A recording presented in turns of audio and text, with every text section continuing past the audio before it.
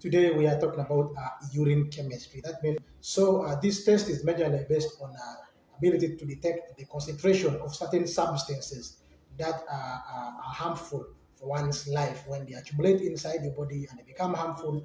So the doctor may request for us to carry out a urine test, and majorly part of the urine test that we do is chemistry, where we use a heuristic in order to identify some abnormalities that can be present in one's urine. So in this case, looking at the requirement for the test, we need a container containing valid urine strip. That means those that are not expired. That means you cross-check with expiry date, and you always find it written on the container. You check and you find the expiry date, so you know that this urine strip is valid. After you've identified that your urine strip is valid, of course, you'll confirm with the patient details, and the patient file is also well labeled.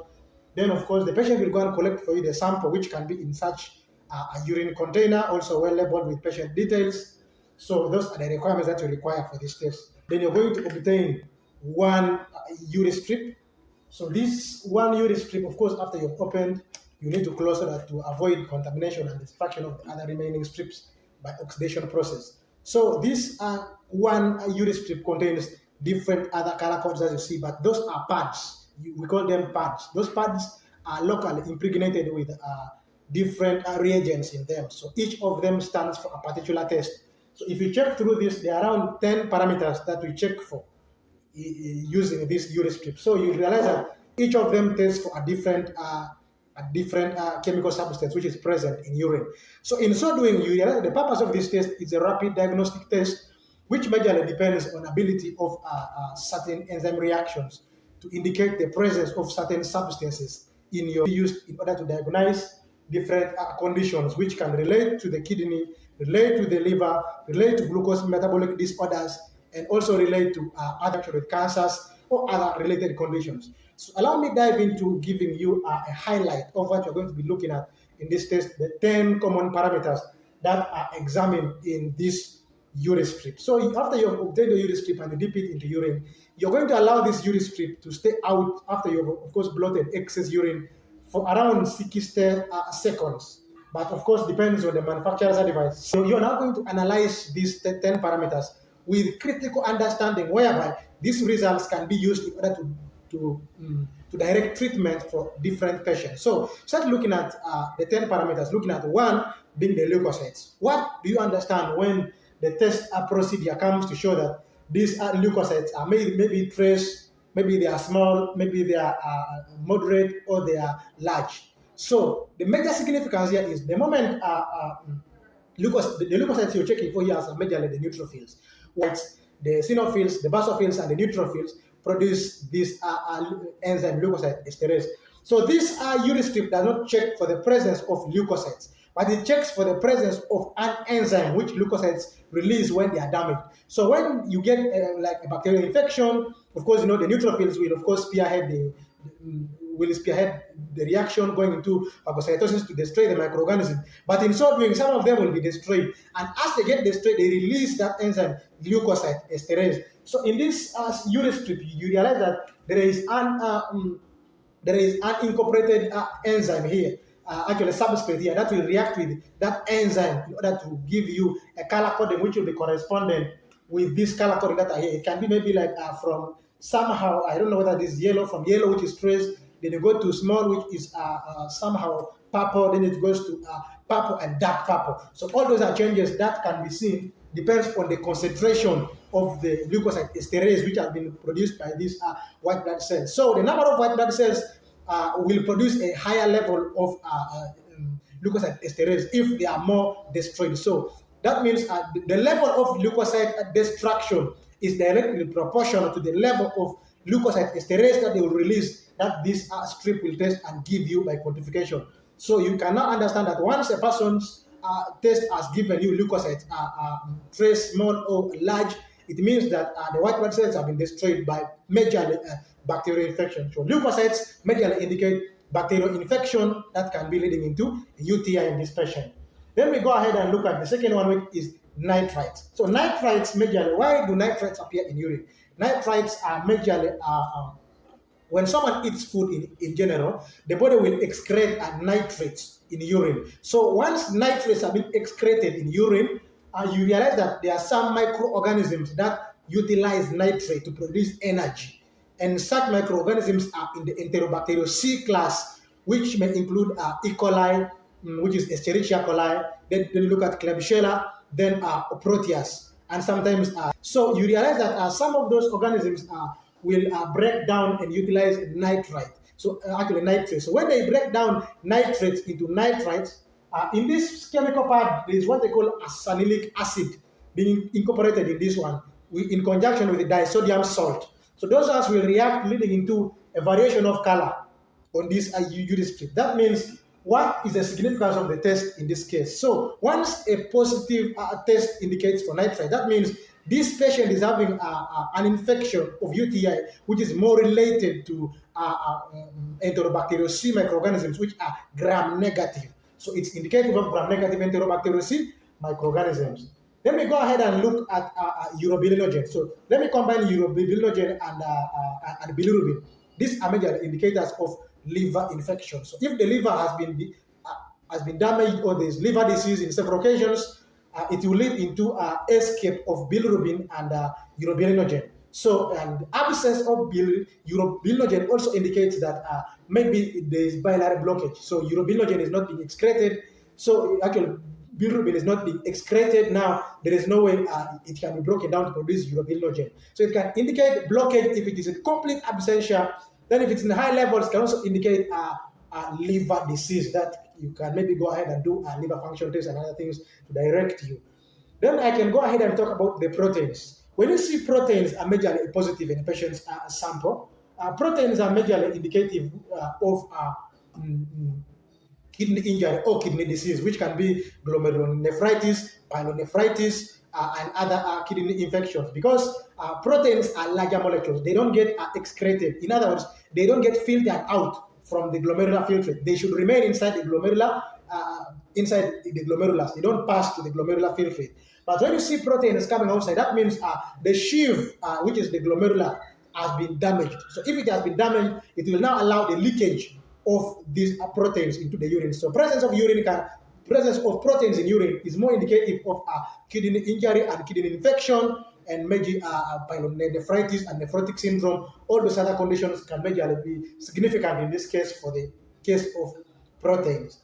Then we can go ahead and talk about pH. pH is a power of hydrogen. It's pH, which means power of hydrogen. That means the level of hydrogen molecules present inside your urine. So the level of hydrogen molecules present in urine indicate the acidity and alkalinity of urine. So when urine is highly acidic, you realize that maybe this patient is having what they call metabolic acidosis, which can be respiratory related, whereby the lungs are not excreting carbon dioxide. And because carbon dioxide is not being excreted, remember, 95% to 92% of plasma is water. So carbon dioxide will react with water to form weak carbonic acid. Once it accumulates and it gets excreted, it will lead to increased pH of urine.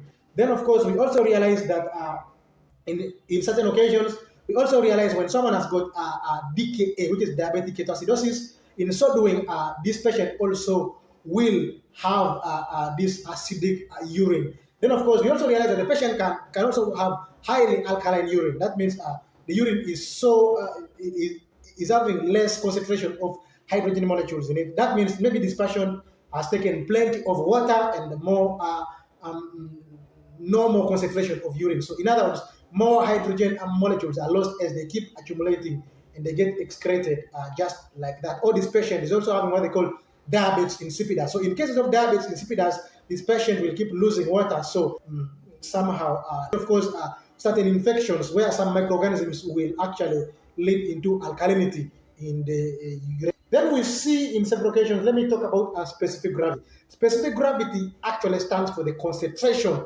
of urine. So concentration of urine majorly dependent on the amount of molecules that are being concentrated inside urine. Because remember, this urine is an encompassment of a lot of waste products being excreted from your body. So in so doing that, the normal is ranging from 1.0, it's 1.005 up to 1.030. So if you find when there is higher levels of concentrates inside this urine, that means this patient is maybe having proteins in the urine or glucose in the urine, or this patient has dehydration. So in so doing that, the urine will be concentrated, leading into high specific gravity. Those can be related factors to high specific gravity. Then, of course, we realize in certain occasions, these patients might be having glucose. So in so doing, where can glucose be in this? So remember, glucose is well filtered from the glomerular filtrate, but it's automatically reabsorbed from the proximal convoluted tubule. It gets reabsorbed to the blood system. But if you find this glucose present in the urine, that means first of all it brings suspicion of high levels of glucose above the threshold. That means glucose is above its normal concentration levels. So that means the body will try to reabsorb, but excess of it will of course escape and still come out and still get escaped into urine. Then if also this patient has got glomerulus, actually kidney injury and kidney infections, which is related with the glomerulus, and sometimes the PCT, which is the proximal convoluted tubule, where reabsorption takes place. You realize that this patient also will have excessive glucose in their urine, which signifies that there is injury to the kidney, which might be surfacing from maybe infection to the kidney, or it can also be resulting into trauma to the kidney, and sometimes maybe an infection which has damaged some bits or some parts of the kidney. Then now that's majorly for the glucose.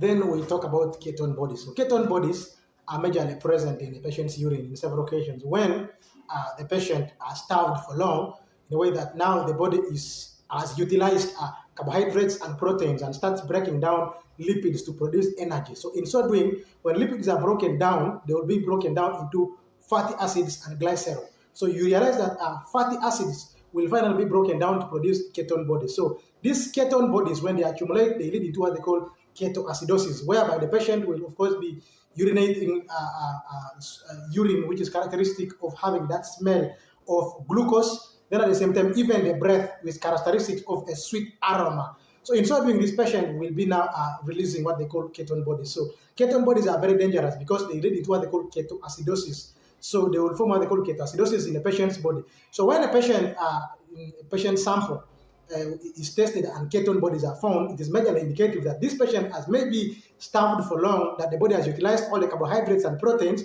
Now the body has started utilizing lipids in this drink. Of course, maybe also in the other side, when the patient is having uncontrolled diabetes and the patient is not producing enough insulin to break down and utilize glucose and proteins for production of energy. So it is majorly significant with patients who are having poor utilization of carbohydrates and proteins. That's when you find ketones produced in a condition called DKA, which is diabetic ketoacidosis. What is the indication of blood in the patient's urine? Now, blood in a patient's urine is tested, and once it's tested, this is what happens. Once this urine strip is actually dipped into urine and there is blood in the urine, it is not necessarily blood which is tested for. It is mainly the hemoglobin. So the hemoglobin, of course, will react with oxygen in the presence of some peroxidase enzymes that are incorporated inside these